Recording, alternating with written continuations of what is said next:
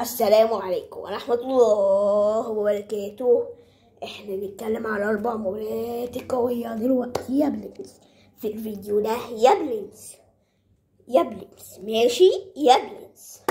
مش ليفربول يفوز على ويست هام يونايتد 3-1 بتسجيل محمد صلاح والصعد التاريخ اكتر واكتر واكتر واكتر واكتر يا بلينس.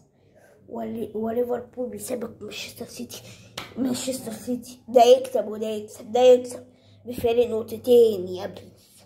ماشي يا برنس، ندخل. مبروك لليفربول ومبروك على محمد صلاح ضربة الجزاء اللي حطها يا برنس ونونيز، وبعد كده شوتا ماشي يا برنس. ندخل بقى على ماتش مين؟ فاضل 3 ماتشات. ندخل على ماتش مين؟ اتلتيكو مدريد. لا خليه التمانية بتاعت نيوكاسل، نيوكاسل مع لسه صاعد 8-0 في ماتش. كلهم سجلوا ما عدا 3. ال8 تجوان مقسمة على 8 لعيبة مش زي بعض يعني. وندخل على الماتش مبروك يعني لنيوكاسل. وندخل على ماتش اتلتيكو مدريد وريال مدريد 3-1 لاتلتيكو مدريد، وكان متوقعين ريال مدريد هو اللي هيكسب، بس اتلتيكو مدريد لعب ماتش حلو. وريال مدريد جود بلينجهام مش ما جابش جون بأول ماتش ولا تاني ماتش، ما يسجلش جون. هو سجل 5 تجوان وقف يا بليز. مبروك لريال مدريد، مبروك لاتلتيكو. برشلونة بقى فرحانين بقى دلوقتي يا بلينس، كده متصدرين الدوري فرق نقطة يا بلينس. نبقى نعمل بقى فيديو على ترتيب الدوريات الكبرى 5 الكبرى، بس مش دلوقتي يا بلينس ماشي. اما كده يا بلينس شوية كده توقف الدوري نبقى نعمل الحلقة دي يا بلينس ماشي يا بلينس. نتكلم.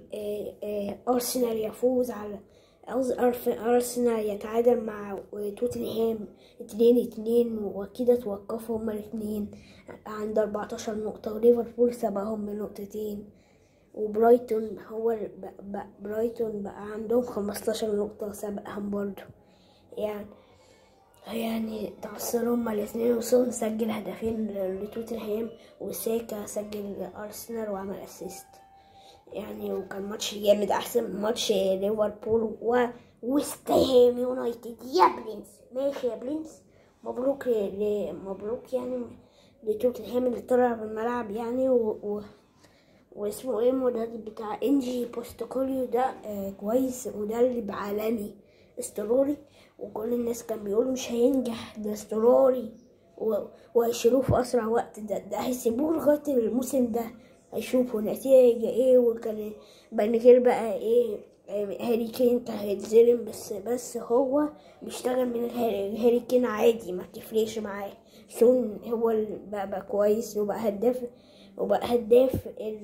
بقى بعد هاري كين، هداف المباراة بتاعت أرسنال وتوتنهام ب7 أهداف، بعد هاري كين ب14 هدف.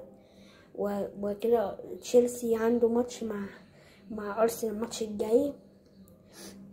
تشيلسي التعبان اللي خسر من استون فيلا 1-0 يا بليز، اللي عامل من 5 ماتشات من 6 ماتشات 5 نقاط.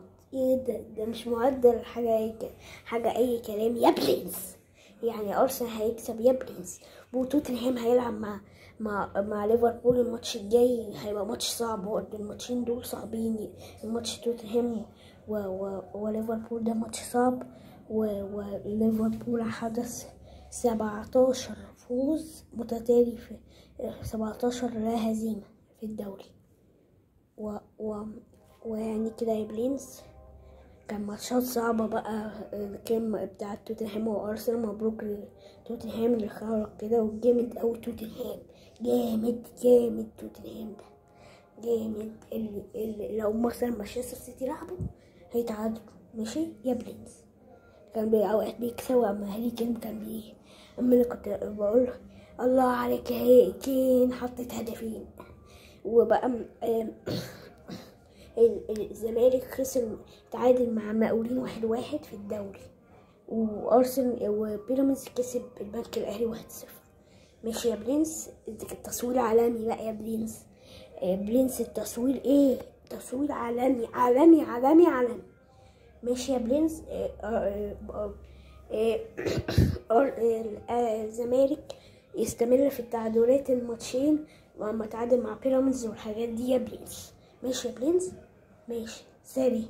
والاهلي كسب الفريق ده، الفريق بتاع افريقيا ده 3-0، وحسين شحات جاب هدفين واحمد عبد القادر سجل هدف. وبس كده يا برنس، مبروك للاهلي، وكده بيأمن حاجة لمباراة العودة. وبعد مباراة العودة في مباراة انبي في كاس مصر نص النهائي، والكسبان هيلاعب من الكسبان من الزمالك وبيراميدز تاني، هيلعبوا تاني، هيبقى ماتش جامد ده. ماشي يا برنس، قلنا نقولها لك وبس كده. سلام.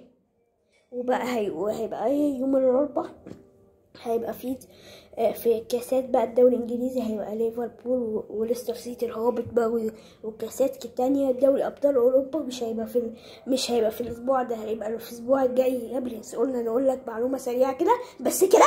سلام.